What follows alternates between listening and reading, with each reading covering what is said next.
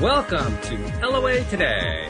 I'm Walt Thiessen here with Louis de Souza and Amy Blackford, and sitting in a special guest, Monique Scott.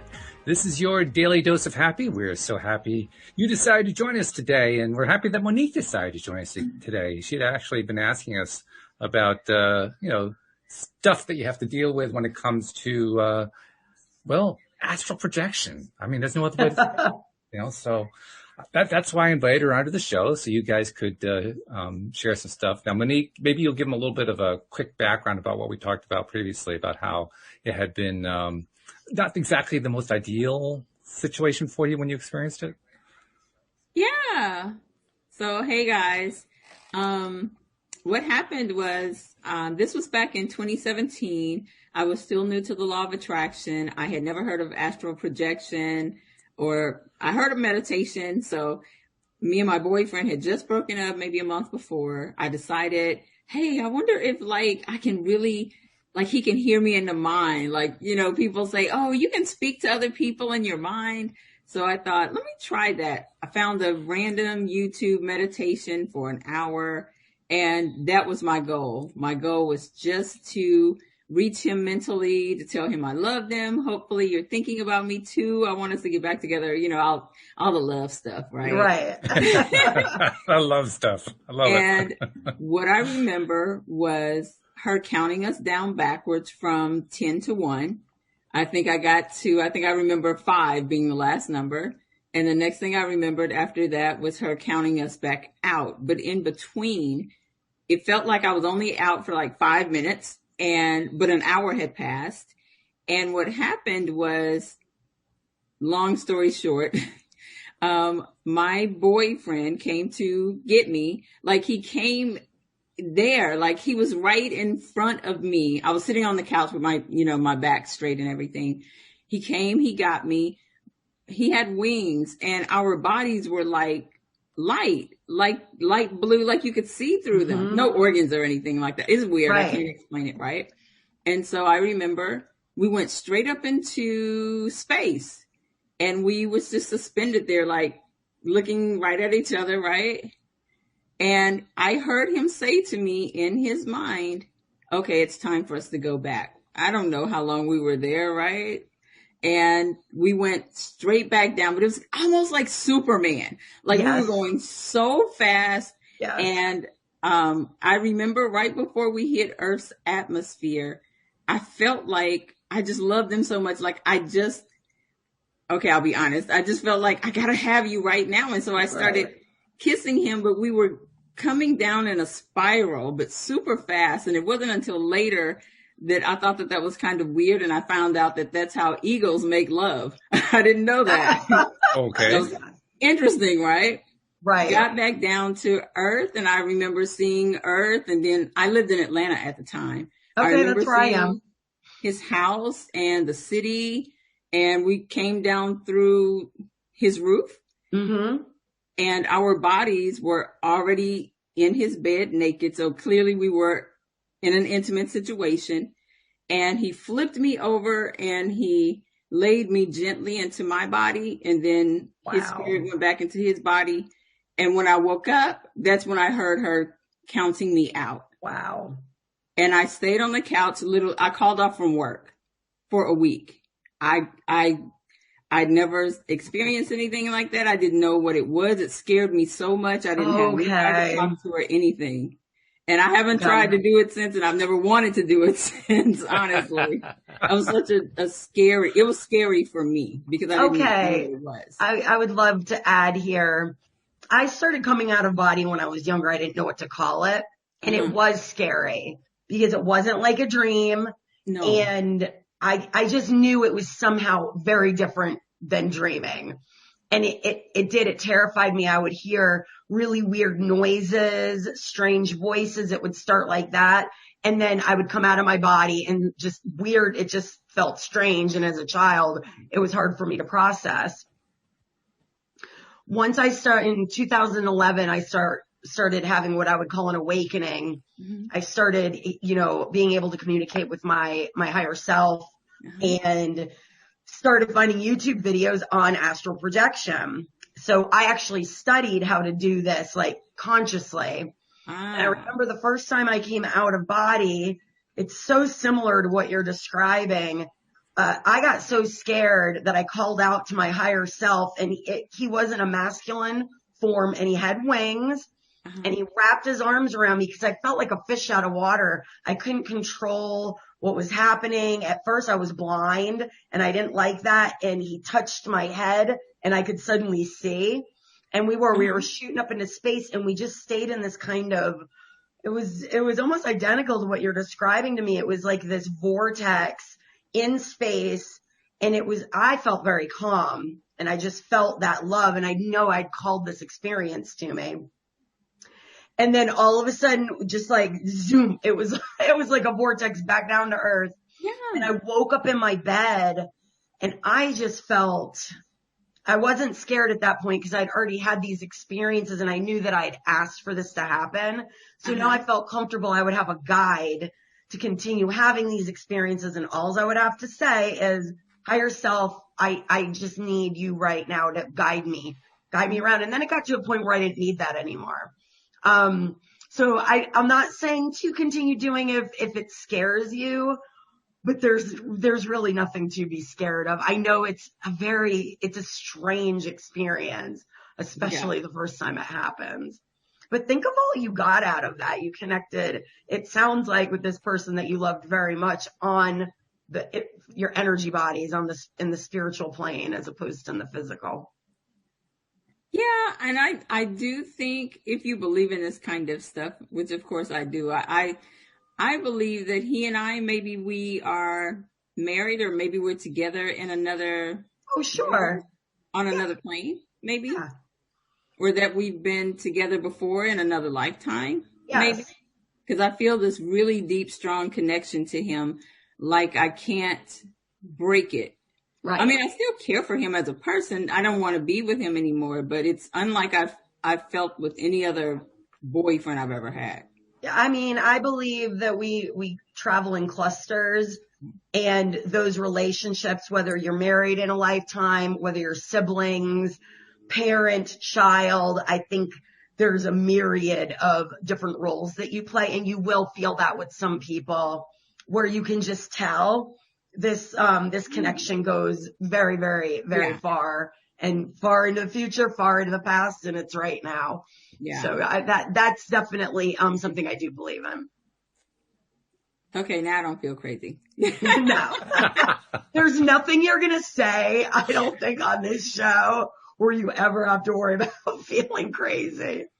Good. Then I'm on the right show. Yeah. And while she was telling her story, Louie, I saw you nodding your head up and down, up and down, up and down, up and down. So you were definitely in alignment with what she was talking about. Let's put it that way. Well, you know, Amy and I have talked about astral projection recently on the show, so we've had a lot of similar experiences, and, you know, I can relate my experiences to you as well, which will also help you, because what you're starting to do is to see that you're not alone out there, that actually quite a few people have these experiences. A lot of people don't even know what to call them. Yeah, and I didn't. There's certain aspects which I'd like to elaborate on, which I found eases the fear aspect. Now, the first thing you must understand is that when you go to sleep, it's like a little death. Okay. So when you leave your body, it's like knowing that you're dying. It's a little death as well, but it's a conscious little death. So if you stay awake till the last moment before you go to sleep, and you try to stay awake as long as absolutely possible before you go to sleep, you will end up in that state. Oh, yeah. So that is a natural progression to go from dreams to lucid dreaming to out of body experience, and to do all that, you often work on that time frame right before you go to sleep. And why it's so scary is because it is a little death. And the other thing that you need to understand is that you don't actually leave your body. Really? Yes. This is the thing that really helped me relieve almost all my fear, is to understand what Abraham Hicks teaches is that we're a vibrational interpreting machine. Mm-hmm. And what we're doing is we're shifting our perception to look at another area of existence. So you're taking your radio and you're now tuning to a different station, and you're now perceiving something really and completely, utterly different. Uh-huh. So what you're learning to do is to now start tuning this vibrational interpreting machine of yours to different stations. And you can do that and have experiences like visions, which you're just sitting right here and right now. I can have a vision. So I'm not going to sleep and I'm not leaving my body. I'm not doing anything, but I suddenly see a new world or different world right in front of me. Mm-hmm. That's a vision. So you start realizing, and Walt's had some experiences recently when he said to me, wow, they're really weird and different. And I said, well, you've been working up to this the whole time. Why are you so surprised? We've been talking about it all the time. You're now tuning that dial to another dimension and you're perceiving different things. And that is what I talked about last week is Carolyn Mace was saying, we are mystics without monasteries. Mm. So a lot of us are going through a lot of spiritually awakening experiences, but we can't really go to our boss and say, hey, you did it. You just took off a week. Okay. Yeah, right. But I often use the example that you can't just go to your boss, hey, I'm having a spiritual experience. Can I take off a week? It doesn't really work. Call in sick, Yeah, and that's basically what I said. Oh, I need to take some PTO for a week. I mean, in the monasteries like St. Teresa and all the rest of it, they literally had 4 or 5 nuns holding her down because she used to levitate the whole time. Wow. So, once you start going into all the saints and you start seeing some of the incredible stories, like St. Francis of Assisi was a master of out-of-body experience. But, you have to dig deeper to find all these stories.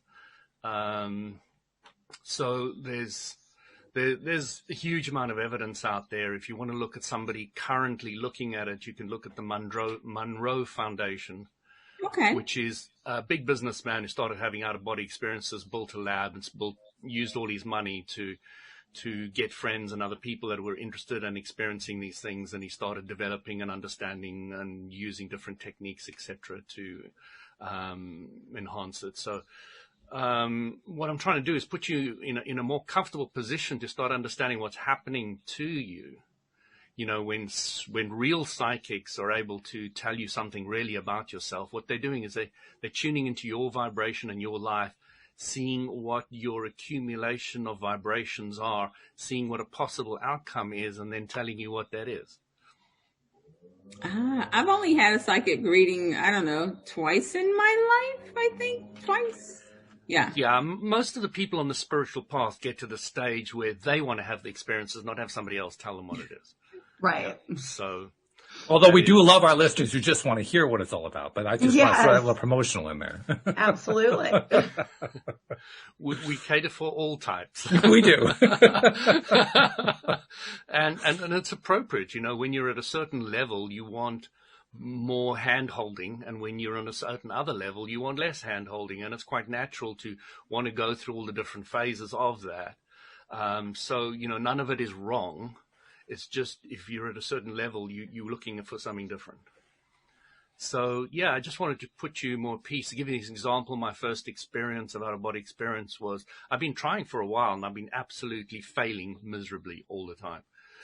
But I had been working on staying awake for as long as I possibly could, because I've learned this in many books and all the rest of it. So I was kind of doing that naturally, but I wasn't even thinking that day about out-of-body experience at all. And I had a bunk bed that was really high up, and I had to climb up there with a ladder. And what I did is I found I was heading head first down that bunker to the ground. And as I was coming down, I was saying, please, let me not be in my body. Let me not be in my body. This must be an out-of-body experience. Right. So I floated around the corner, and as I came around the corner, my bicycle was there, and my reflectors were on the back of the bicycle. And in the astral realm, things are enhanced. So those reflectors look like bright lights shining back at me. And I got such a shock that I landed back in my body, woke up, and my heart was pounding, and I was sweating, and I was like scared as hell. That's one thing I've definitely noticed with astral projection out of body is if I get too excited by something, if something startles me, if I have any strong emotional reaction, I wake right up. Like it instantly wakes me up back in my bed. And sometimes that does not upset me because maybe what was happening shocked me. So I'm like, whoo, I'm glad to be back. But a lot of times I'll go into these realities that they're surreal. I don't know if it's because I have such an imagination. Let's just say I'm disappointed. You've just got a nice I wake back up in my bed. You've just got a nice range of radio stations to tune into. Yeah. I love it. I have just been to some realities where I just can't even, almost like going into Alice in Wonderland style stuff. And it was so much fun and it felt so real that when I actually did end up waking up back in my bed, I was like, man, I want to go back there. And I'd love to get to that point to where I feel like that, but I have to be honest with you, Lewis. At this point, I'm still shaking. I'm a baby. I need you to hold my hand. No, I need to ride somebody's back. I'm scared. It really does take, and like Louis was saying, there's never a moment when you start going out of body, or what we're saying is out of body, where there isn't that moment of this feels strange and the little death. But the more you do it, I get excited now when I start feeling it happen. I'm like, don't get too excited. You're going to jump back into your body. It's going to throw Slow you it down, back, Amy. yeah. But I start feeling when it's happening. And I Because do. it's a I start vibrational getting shift. very excited. Like, what's about to happen here? It's going to be awesome. I rarely have had a bad out of body experience. It just doesn't usually happen. What were you saying there, Louis? It's often very visible to you once you start doing it more often. There is a very distinct vibrational shift. Often you feel the vibration is a lot faster than the physical. It's like, where the physical is like, but this is like 1,000 times faster. And it is like a completely different frequency. And you get that very distinct feeling once you become very aware of what's happening. And when you start feeling that, as Amy says, it's scary. Even though you do it quite often, there's still an element of fear. They say masters can do it at any time at will. So if you want to call yourself a master out-of-body experiencer, then you're somebody who can do it at will, anytime, anywhere. Sitting right here now, I can, what they call bilocate. I can come sit in your room next to you, and even though we're on a podcast, I can be with you. And then a real master, a very advanced master, they can start being with all of you guys at the same time. So wow, starts giving you an impression That would of be what a is lot. actually possible. So you're now tuning into different vibrations at the same time. That's I'm just just crazy. giving you a scope to start expanding the possibility. I mean, there is so much, Horatio, what do they say? That you, it's a Shakespeare saying, there's so much that you don't know in this world that, just keep yourself open and you'll start perceiving more and more of it. And yeah, you have to be fairly grounded. Otherwise you're going to get thrown off the bandwagon, Well, that was the one thing I did know, that there's so much that I don't know. So I have that part down pat. And I promise you, if you look at it from this point of view, instead of looking at the leaves of a tree, you look at the gaps between the leaves of the tree. Instead of looking at thoughts, look at the gaps between your thoughts. If you want to draw the area around the object you want to draw, not the object itself. And when you start doing that, you'll start looking at life from a very, very different perspective, and you'll start seeing things that you don't normally see. I think that's the thing that I've enjoyed most about exploring this is the more I've done it, the more I know people say our spirit lives on, our energy lives on, it's eternal. But the biggest benefit, other than all the fun adventures that I've gone on, I'm not saying when the time comes that I'm going to leave this physical body that I won't be sad or scared or any of those emotions. But when you have these experiences over and over, you really develop an understanding that you are not your body. It's literally just your vehicle. And I think that's one of the best reasons to explore it, because a lot of us spend way too much time worrying about dying, the fear of it, avoiding doing things because of the fear of it. And therefore, we're not really present in this moment, in this body, in this lifetime. So I think it releases some of that fear. It releases a lot of the angst that goes around that. So for me, that is one of the huge benefits, other than also just seeing other parts of the universe and other realities and really understanding this is not it. That's pretty exciting. And I really have not encountered one reality yet. And I don't know if it's because my vibration is set at wanting to see all the good ones, all the positive ones. I have yet to really go someplace that wasn't fun or engaging or at least interesting. The only scary part for me is sometimes I will not be able to see when I come out of body, or I won't be able to hear. So sometimes both of my senses aren't there. So it's like, at first I got to get my bearings. Lost in space. Yes. Lost in space. That's what it feels like. And then I always remember, as long as I say, I command it, I see now, I hear now, and it will turn it, it'll activate it. So yeah, that's my take on it, but it is understandable why it is scary, especially when you weren't really planning for it. It gets less scary every time.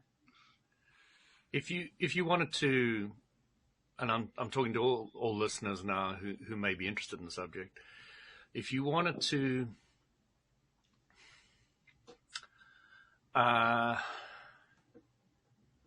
practice out-of-body experience and have more experiences, what you do is you would take something like my family's home on the side of the mountain in Barberton in South Africa, overlooking one of the biggest natural valleys. Lived there from the age of 1 to the age of 18. And I was very passionate about the place. I enjoyed it. We did a lot of hiking and camping, beautiful family, nice upbringing, very outdoory. And I used that as a focal point because it meant so much to me to go back there. So I used to fly in and I remember coming one day and I was seeing outside the veranda door, there was my grand chair, which I burnt as a kid. So half of it was burnt and I could see that. and next to it was Dumbo, the elephant. And I knew I had a choice. I could choose the old or I can choose the new. And I knew that if I chose the new, it is a little bit scary and exciting. So I came down there. I said, no, I don't want anything to do with Grand's old chair that I burnt. I still feel guilty about it. Well, Leave the guilt behind, right? I was always playing with fire. Still do, by the way. So I landed up on, and the reason why I'm bringing this up is because it's kind of similar experience to yours. So I landed up on Dumbo, and Dumbo took off and we started flying. Took off through the atmosphere, started to go faster and faster through planets shooting past us and, stars shooting past us, and incredible speed. And I remember hugging to the warmth of this elephant because, I don't know, I kind of got the idea that it was cold up there. And it was just the incredible speed. And we just got faster and faster and faster. I mean, not only planets, but galaxies were like flying past. It was just incredibly scary. And we wouldn't slow down. It just kept on, the acceleration kept on happening. And I just got so scared that I woke up in bed with my heart pounding as usual. But I also wanted to give you that experience because you also had one that left the space. I've also been to the moon, and interesting stories and going with that one, etc. Again, I went back to my home in South Africa on the mountain, and I landed near the pool, and there was a group of people there, and they said, what are we doing today? I said to them, and they said, oh, we're going to the moon. So I said, oh, that's great. Let's go. We all started raising up like Superman and shooting off to the moon. And when we arrived there was another city there. there were people there and all the rest of it, because you're not going to the physical moon. You're now going to the tuned in vibrational moon that you're going to. Things can be different there.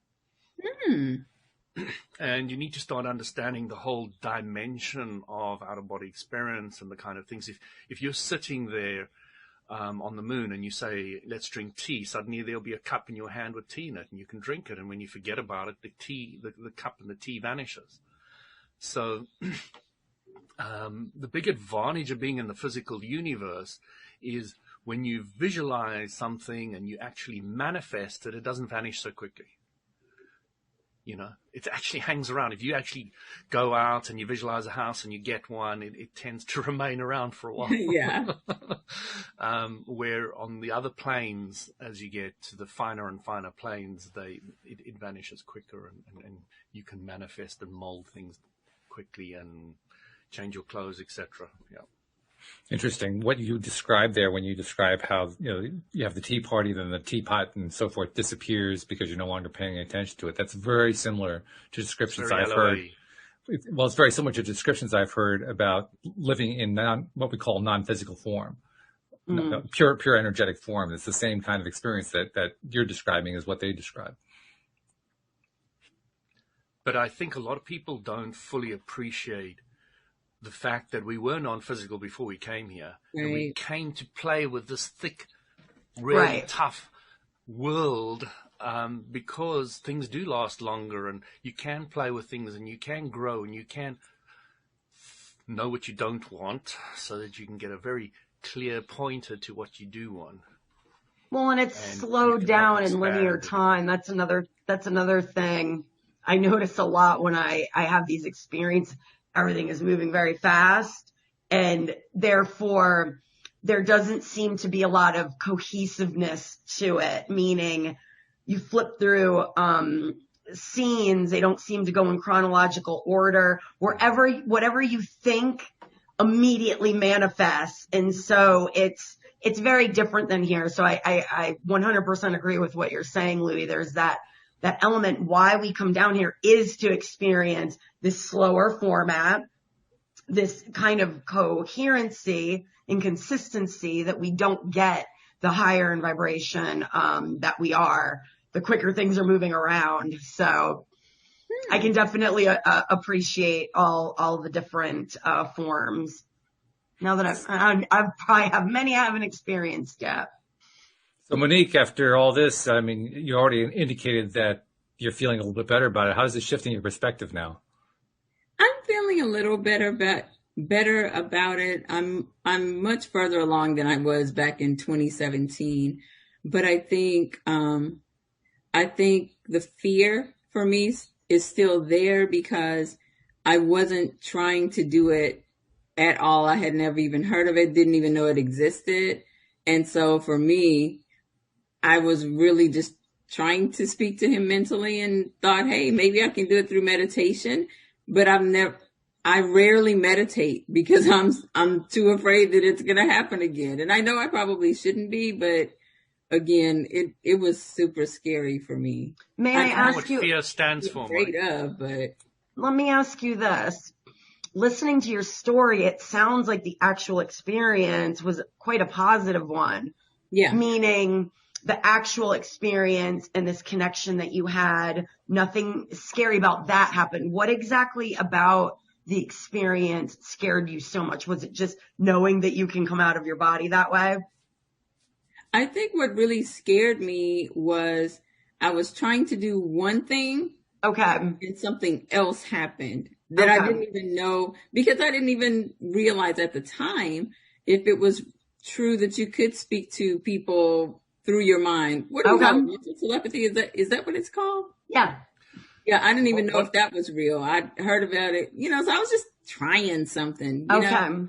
So I think. And you got a little bit more than you bargained for. Yeah, way more. Way more than I bargained for. And I get it. And I also think the concept of time, my mind was kind of blown because before then I never thought about time being a man-made concept or a man-made construct, right? Right. I grew up with the Christian background. So, we would always say, oh, God's timing is not your timing, right? Right. And I got that, but literally, I got that. Yes. Okay. I say. You think it's all one way. Yeah. You think it's all one way. And then when you do have an experience like this, it's like mind blown. And I think that's now that we're talking about it a little bit deeper, Amy, I think that's the nail on the head right there. It shattered everything that I believed. Right. Being a Christian, right? Growing up in the church and reading the Bible. None of that was in the Bible. My pastor never talked about it. And I was very much still in the church back then. So, are you open to my theory on that, how you can be at peace with kind of both of these beliefs at the same time?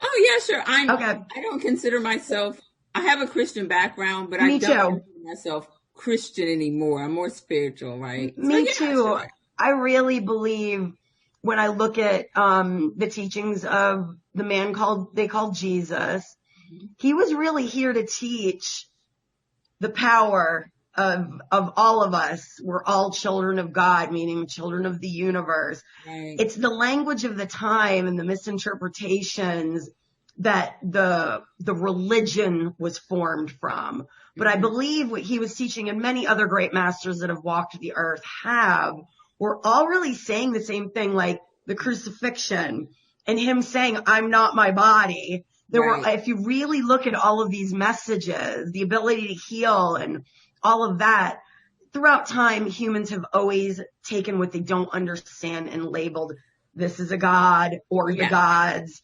And so it makes sense that in those times, Jesus went around the world and trained with all of these great spiritual masters. And so when he came back with all of these supernatural powers, he was labeled this way, but his words this is my insight, were misinterpreted.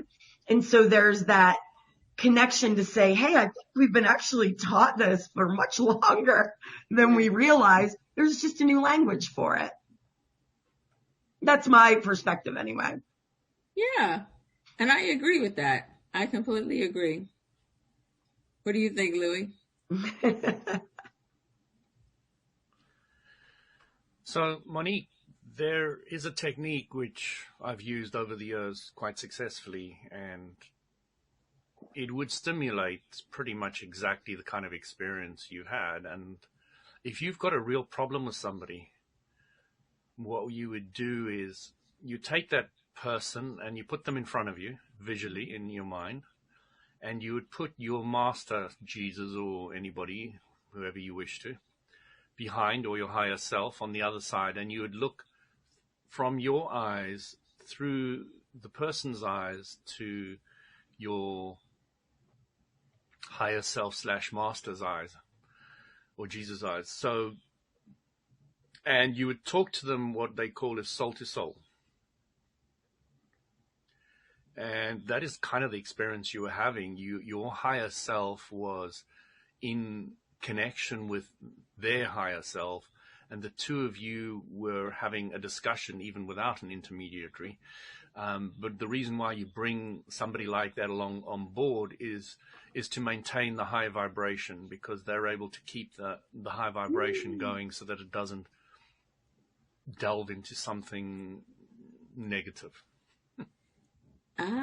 Okay. And I've used that technique with different people, but I don't even have those kind of problems anymore. I haven't used that kind of technique for centuries. Feels like it. Centuries, okay. Centuries, yeah, it feels like it. Because I just don't have those kind of issues anymore. They don't exist. The other thing that is important to understand about other people stimulating love in you is they're helping you connect between you and you. And that is what they're doing. You can't perceive anything outside yourself. If you see your partner, you're seeing it inside your mind's eye. You're not seeing it outside. If you're touching them with your sense feelings. You're not actually touching them.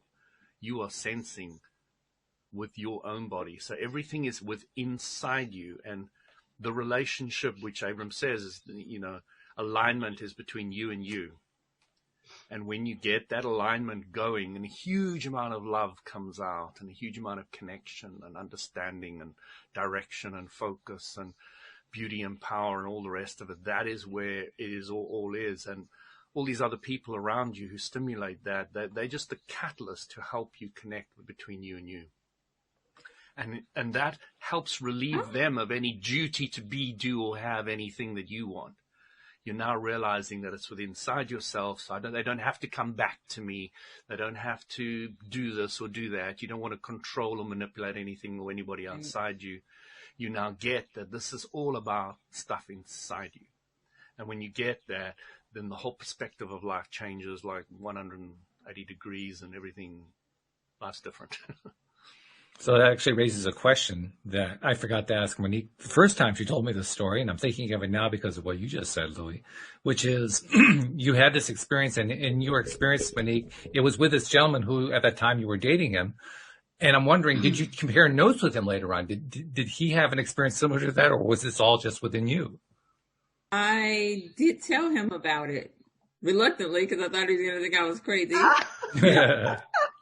But remember, Walt, he's the one who introduced me to the law of attraction just a year before. Oh, so, wow. Okay, yeah, I missed that part. Okay. Yeah, I didn't mention awesome. that. He had already told me back when I met him, when we first started dating back in a year before, that he had out of body experiences and all this other stuff.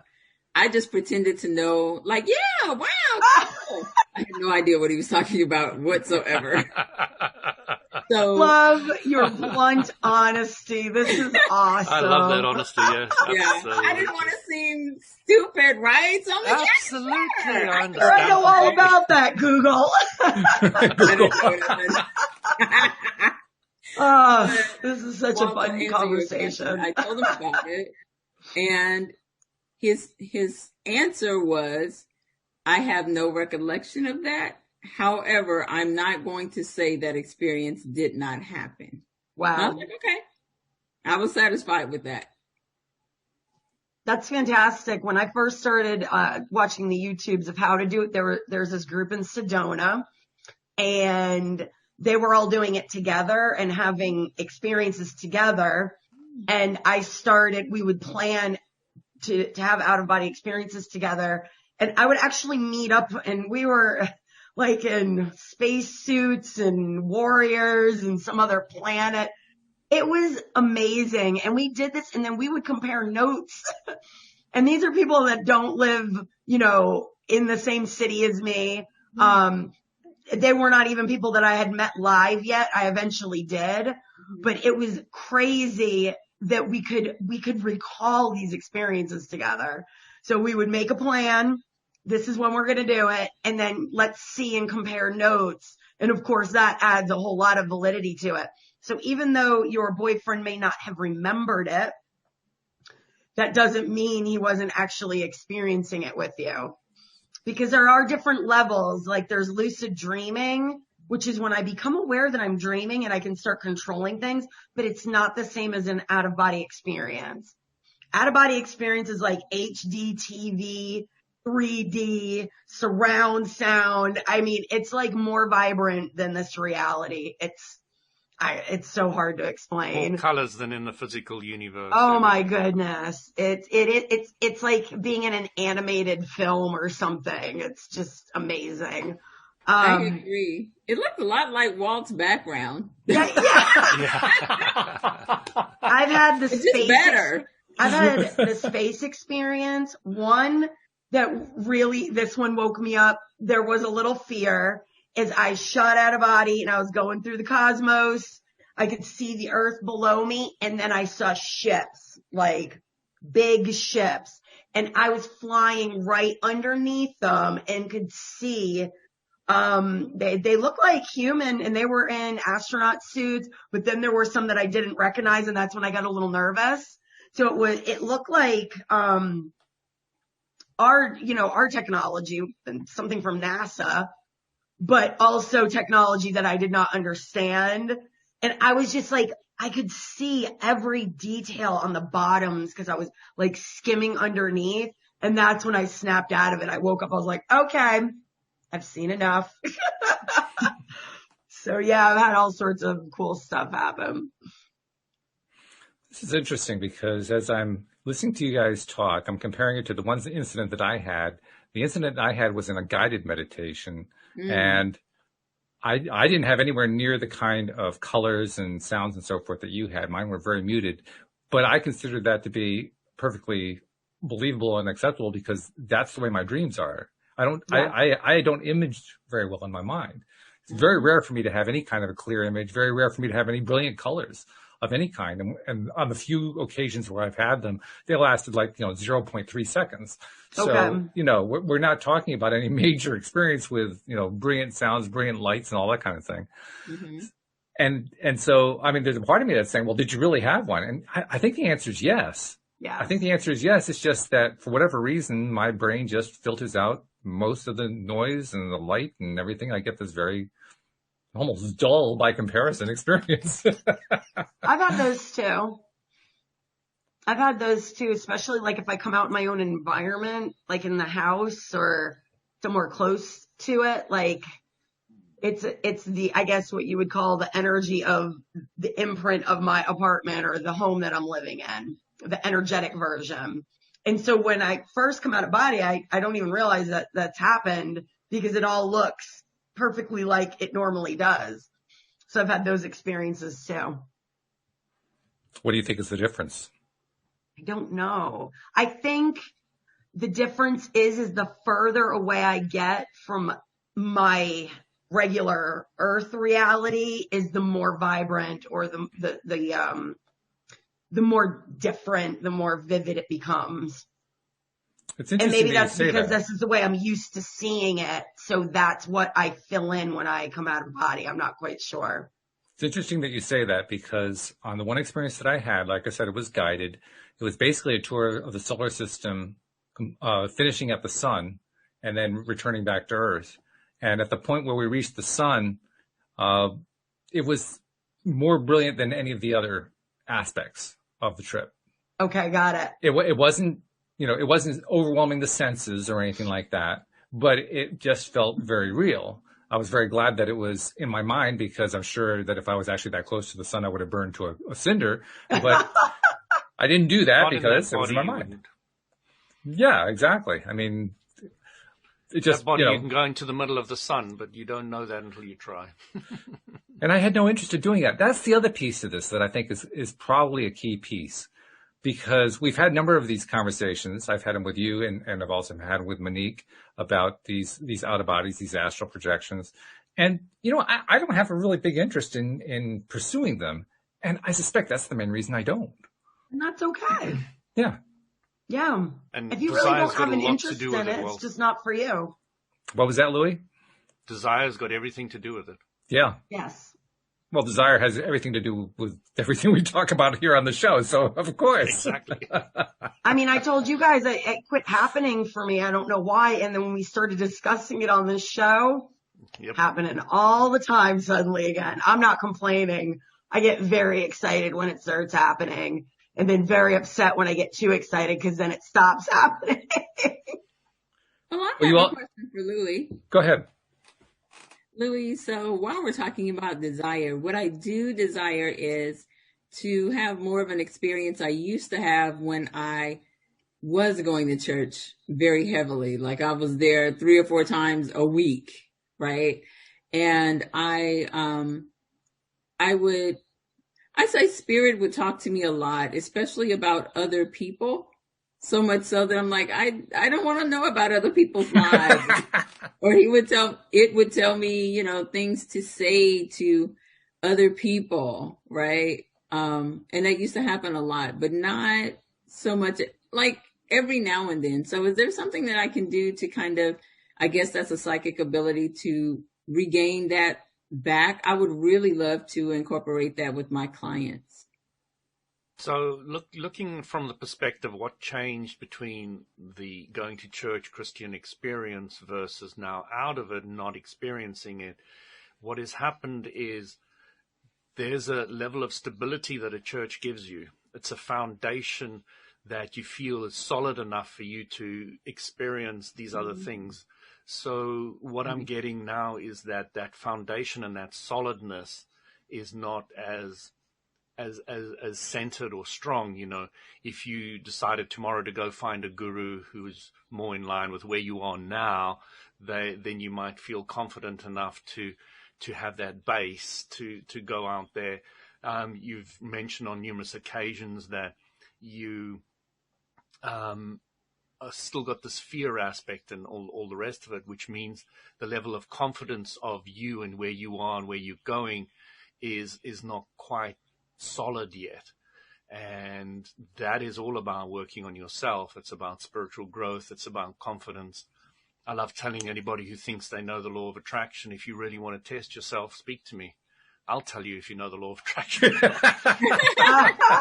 I'm very confident in understanding what I know and what I don't know, and I'm always looking for more for what I don't know, and I'm happy to expand and to have all these experiences because I'm extremely solid and confident in who I am, where I'm going, what I believe, and what I know. So I've got that solid enough foundation to be able to expand and grow, and when you've got that, I feel you'll be able to have those kind of experiences again with ease and be able to tune them in and out with control and confidence. And that's what we really want, is you want to be able to go to BBC One, or, well, I don't know what you got in America, what stations you got out there. Change Netflix. to this one or change to that one. Yeah, Netflix or Amazon Video or whatever. So, you just want to be able to get that stability and confidence. And I love it when people get there, because then they can speak like I do. You know, they can speak with the confidence and knowledge and understanding and clarity. And when you've got that springboard to go further and further and further. And it's a very liberating place to be. You know, I can look at any book, I can listen to anybody and immediately say, oh, that's valuable. I can put it in my life and use it. Oh, I'm not interested in that at all. And I don't need anybody else's approval. I don't need, I can pick up the Bible and learn from it and grow from it. I can pick up the Quran and grow from it. I can pick up anything, and I know what is of value to me, and I can leave the rest alone with absolute clarity. I know exactly when somebody is feeding me something that's of value to me, and I know exactly when they're not. And there's no, even when I touch my food, I'm starting to feel my food. I know when it's good for my body, not for my tongue. Know when it's good for my body. And I know when it's not. I'm starting to get clearer and clearer on that. You're starting to get clearer on when the weather's going to rain or when it's not. You start feeling the wind's going to come from this direction or be like that before it happens. You start getting more in tune with everything over time. But it takes, as I say, a level of understanding and confidence. I'm always saying to people who always putting on these groups, law of attraction groups, oh, this problem with this person, or I want this lover back, or, and how do I use law of attraction to do it? And I keep on saying to them, get the basics right. Understand the law of attraction. What do you understand about it currently? Because what you're telling me, what your question's telling me is that you don't understand the law of attraction. You just have no clue. So, and it really doesn't take long. Somebody can spend just a little bit of time with Abraham Hicks' stuff. Just do the law of attraction by Abraham Hicks. Understand that. That's it. That'll be enough. I just listened to her YouTubes. There are like thousands of them for free. And that started years ago. And basically I was in a work situation that I was not happy in.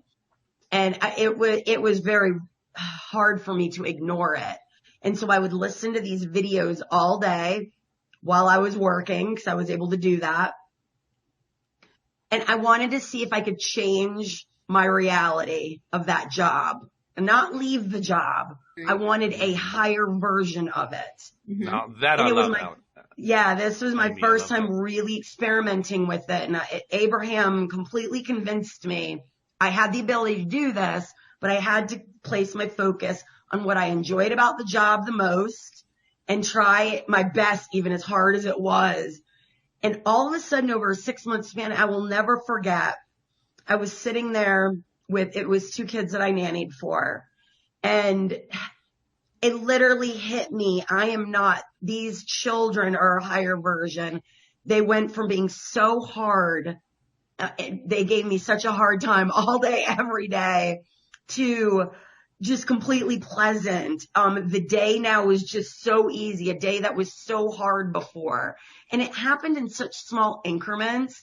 I didn't realize it until I was literally realizing I have shifted, manifested a completely different version of this scenario. It is a much higher one. And that is when I knew, wow, I'm just going to keep doing this with everything, whether it's money, relationships, just things that I desire and want to see change or come to me. Instead of being focused on that thing coming right now, I just start focusing on all the things that I enjoy, and I don't get very specific with that. Like, I didn't say I need this new job because I don't like this one, then the new job would have never come. I had to see my ability to transform the job I was already in into a different version of that. And so it really does work, and it takes practice. You know, a lot of my friends, when they first got into this, they gave up. They watched the movie The Secret, and they said, hey, this stuff doesn't work. And it's like, well, you know, you didn't learn to ride a bike overnight or learn how to speak overnight. It's daily. It's like doing homework. And it's all about getting control over your thoughts and noticing your emotions so you know what you're thinking about and reeling it in. And you don't have to think perfect thoughts all the time. It's just where are you tuned most of the time is going to make all the difference. And then when you start seeing these things manifest, you know, now it's not just something you heard. It's wisdom. It's knowledge that you've applied and you're seeing it work in your own life. Interesting how we inevitably get back to the law of attraction, no matter what topic we talk about. Well, it is LOA today. I mean, you know, Right? maybe there's a Q in the name. I don't know what it is, but for whatever reason, we always end up there. So I'm just saying. So Monique, we know that you're probably a little bit reluctant right now, and frankly, I think I'd probably be on your side on that too. Although my own response, I'm getting all this information from you guys, and I'm incorporating it into what I have experienced, and that's where I came up with, well, I really don't have a desire to do this. And I asked myself, well, why don't I have a desire to do this? And I finally realized what the reason was. I don't have a reason to do it. Not yet. I mean, maybe the reason's going to come, but I just don't have any reason that I want to go do it. You know, okay, so I can go out there. Don't you want to peek into your neighbor's bedroom? Huh? Not really. We hear enough from our neighbors' kids running up and down the floor. You could want to do it. I mean, you know, it's just not that interesting to me. I just don't care about it, you know, which is odd, but that's just the way it is. So, yeah, I mean, I think that this is like anything else. As time goes on, we get more into what we get more into, and we don't get more into and what we don't get more into. Exactly. That just, I mean, it sounds so obvious to say that, but I think that's really what goes on here. That's it's like why following the breadcrumb trails, you know, just so one thing leads to the next. So now it's not something Monique wants to pursue, which is okay, because that means it's just not something Monique wants to pursue. 110%. And then the day comes perhaps where she does want to pursue it, or the day comes where I want to pursue it. And that's okay too. I mean, and if the next time it happens, even though you didn't induce it, you can remember these conversations to And it won't temper the fear. Because at least I'll understand what's happening versus just completely being shocked. Like, what the heck is going on? What was that? Right? Exactly. Like you said, it was completely positive while I was in the experience. It wasn't out that I was like, oh my God. It was the aftershock of what was that? Right. And I think just also seeing God, the universe, on a bigger, more expanded level, just knowing that there's more to this world than just what's written in the Bible. And that was my whole spiritual concept at the time, the Bible and nothing else. Got it. So it seems like that has actually become a way for you to step beyond that space, larger than that space. Let's put it that way. So that you're not within those confines, and you've kind of broken through the glass ceiling, so to speak. You've broken through that barrier that was there before that. So now you can explore other areas that you hadn't explored before. I mean, right now that's why you're on the path that you're on. Maybe you were only meant to have that one experience for that exact reason. That's possible. Yeah. I agree. And thank you, Louis, because I think that you're dead on about the foundation. Because after I stopped going to church, I don't know, it's easily been 3 years, I'm sure, right? After I stopped going to church, I really don't have what you might call a spiritual foundation, right? I went looking for a few churches, so to speak, but nothing really resonated. Either it was not at the time, not Christian enough, or too woo-woo, too out there, or just too Christian. So I never kind of found like a middle ground, but maybe I do like Michael Beckwith. And I know that he has. I love him. So maybe I'll start watching that. I absolutely love Michael Beckwith. Yes. He is just such a great speaker. Yeah. What was that, Louis? Monique, I wanted to point it out something to you. Time is an illusion. Doubly so at lunchtime, but we won't go there. Is that the truth? Especially when you're at work and you got that lunch hour. It's just so, how many lifetimes have I taken to get to where I'm at? You've got no, time's not a pressure. If this is the one experience you needed in this lifetime, just to move you away from Christianity and help you expand out of that, if you believe that's your next step. Hey, some people's step might be to go into Christianity. So I'm not poo-pooing Christianity in any shape or form. I'm just saying that your next step. Right. And if that's what it's done and where it's taking you, then that's a good next step. And be confident in this floundering and this instability, because when you know what you don't want, that little arrow starts pointing very clearly to what you do want. I like that. It's very powerful. It's very useful to know that. Okay. Yeah, that's ultimately what the whole thing adds up to, isn't it? Knowing, like Louis was just describing it earlier too, the whole experience in this earthly plane is all about finding the stuff. Oh, I don't want that, but I do like that. I'm going to go for that. And in the process, doing it in how'd you describe it, as a sticky environment, or it was something like that?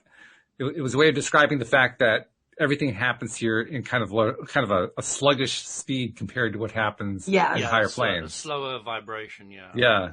Yeah. More, yeah. So very cool stuff. Just a reminder to everybody, make sure if you haven't been doing it, download the LOA Today app, because we've got new stuff in there, including the collection of manifestation stories. So check those out and send us your reviews of those. Also, make sure that you use the Ask a Question form or use the comment form, either way, to send in stuff and let us know about what you like about what we're talking about, or ask a question that you might like to have one of our co-hosts answer on the show. We'd be glad to have you do that. And meanwhile, Monique, thanks for dropping by from Wednesday to Monday. Yeah. This is Monique week, by the way. I really enjoyed it. I hope you come back and do this again with us sometime. Well, she's doing Monday. Wednesday is her normal show, and she's doing Thursday. She's doing 3 out of the 5 shows this week. Oh, right. Yeah. She's getting LOA Today to death today. That's nice. Well, it was a pleasure. This was a really fun conversation. Yes, it was a pleasure meeting you, Amy, and you too, Louis, as well. Nice meeting you. It's been really great. So thank you guys very much. And Monique, I'll be talking to you again on Wednesday. Guys, for our Monday crew, I didn't really have a topic in mind for this week, but this is perfect. And I'm not sure what's going to... Normally we set something up on Monday for the next week. I don't know what it's going to be. So we'll just have to do that between shows. What I will say is that I'm currently I'm experimenting with the StreamYard software for the purpose of being able to live stream to multiple locations. So that may actually get more live interactions with listeners. Oh, fun. So just saying that's something to come. Anyway, hope you guys have a great week. Monique, I'll see you on Wednesday. Thank you very much to our podcast listeners, and we will see you all next time here on LOA Today. Goodbye. Bye, everyone. Thank you, everyone. Bye.